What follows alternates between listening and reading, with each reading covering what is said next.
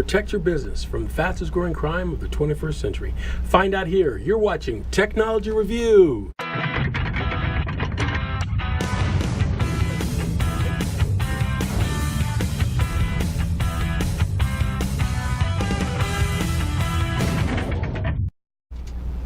Hello and welcome to another episode of Technology Review for October 27th, 2017. I'm your host, Mac Jackson Jr.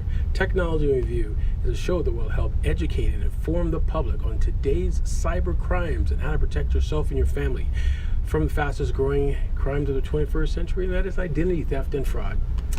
Did you know that over 16 million new victims of identity theft are reported to law enforcement every year? According to the Federal Trade Commission, identity theft is the fastest growing crime of the 21st century. Individuals, governmental agencies, and corporations on seems like a daily basis now are showing up in the media with some sort of cyber hack. And folks, it's not a matter of if, it's a matter of when it will happen. We must find out ways to mitigate this type of terroristic act that affect our business and our individual privacy and come up with ways to protect ourselves and our family. Thank you for watching this show. On our show, we would like to provide you with tips and techniques that I would like you to share with your friends and family on cybercrimes and identity theft and ways to protect your family. My name is Mac Jackson Jr. I'm a cybersecurity professional. My background is in legal, compliance, software programming, and business. I work with companies to help mitigate the damages of identity theft and fraud by providing information to you through law enforcement and other cybersecurity organizations from around the world. I would like to thank all of you for being part of our show, and our viewers and our listeners who've watched our show here for a number of years on WCOBM.TV. We're here every Friday at 3 p.m. That's every Friday at 3 p.m. on WCOBM.TV. If you have a chance to miss one of our episodes, you can always go back and look at our show on demand at WCOBM.TV. /Technology Review TV. That's right, /Technology Review TV. And check out some of my previous episodes. I'd like to give a quick shout out, if we could, to some of our fans and friends. We want to say hello to Fran. Say hi to Dana. There's William, Edwards, Peter, Marcus, Sarah, Sylvia, and the Johnson family. Yes, Johnson family for Arkansas. Thank you very much for being fans of our show. We really appreciate it. We're here every Friday at 3 p.m. Pacific Standard Time on WCOBM.TV. I also like to give a shout out to our awesome sponsors for helping make this possible. We want to give a shout out to the Innovation Center, Rob Roy's Innovation Center at Switch, for helping us get our message out to the public. Every month we provide a lunch and learn, and we want to thank Rob Roy and his group there for making that possible for us. We also want to thank Canon USA, CipherLock, Nevada Bankers Association, InSync, Turin Consulting Group, and also Martin Harris Construction. That's right, folks, Martin Harris Construction here in Las Vegas, Nevada. Thank you for being part of our awesome sponsors of Technology Review and the branding of getting cybersecurity information out to the public. We really do appreciate that. Also, our mission here on Technology Reviews is to educate the public on cybersecurity, but we also want to give recognition to a local company that's a nonprofit here, and their mission is to educate the youth, educate the young people in cyber and IT. There's a local company here that provides certifications for the youth and young people that want to get more knowledge and education by getting a certification in IT. The company is called Tech Impact. Tech Impact is here based in Las Vegas, and they are an excellent company, training facility for IT certifications for young people here. You can find them and more information by them by going to their phone number, and that's 888-798-1350. That's 888-798-1350. Tell them Mac Jackson sent you. I also will give another shout out to our book that we have out for pre-release, and I want to thank everyone who's purchased it. We really appreciate that. It's starting to pick up sales, and we like that, folks.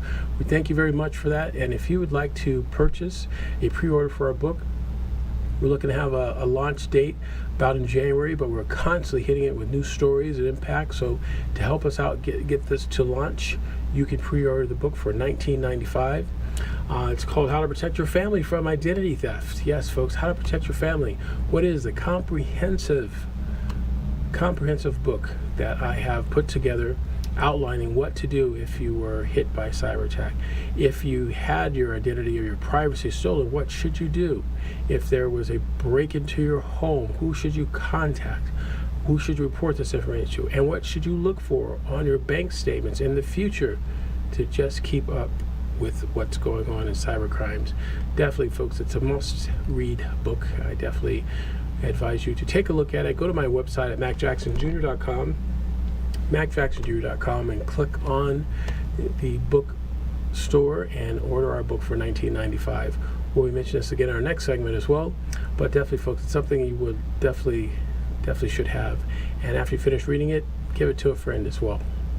In today's show, we're going to talk about cyber crimes. We're going to get into identity theft protection, what it is, what's going on with the latest news on the latest cyber attack, well, that is Equifax right now. Why it's the fastest growing crime of the 21st century. And we're going to get into our second segment. We're going to get into Business Spotlight. And that's where we talk about why businesses are responsible as well and what they should do relating to cyber crimes and how they should be more active and proactive of protecting our personal identifiable data. And our new tech gadgets, they're apps. That's right, folks, apps that you should have on your smart devices can give you the extra protection. And we're going to emphasize that again and talk to you about apps that I recommend you should have also. In our green energy technology, this is where we talk about electric bikes, electric cars, anything that involves EV, we talk about it, especially the Tesla. For those of you who know me, you know I'm very much a fan of Tesla, solar energies, and IoT. So we'll start with a update on the latest of the Equifax attack. Equifax, if you haven't heard in the news, folks, Equifax is one of the largest of the 3 credit reporting agencies we have in the world right now. And back in May of this year through July, there was a big cyber attack. Yes, a big cyber attack. When it first came out, the news first came out, it was reported of 143 million accounts that were hit. Well, recently, about a month later, Equifax upped that number to 145 million. So it's over 105 million accounts, individuals, information that were stolen from Equifax. Now, what does this mean to you? Does that mean that your information is threatened to be stolen? Perhaps, could be, maybe. But what does this mean? It means you need to be more vigilant in protecting your data. Now, those of you who are currently going out and putting a credit freeze on your account, that's a great idea. You should do that.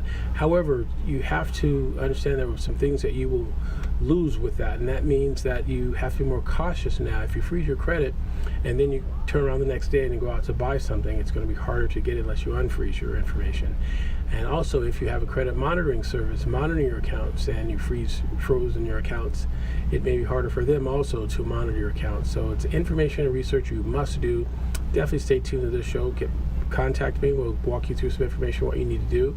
But it's very important that we keep our information close to us and understanding what's going on with all aspects of our credit and all aspects of our personal identifiable information. Is very important.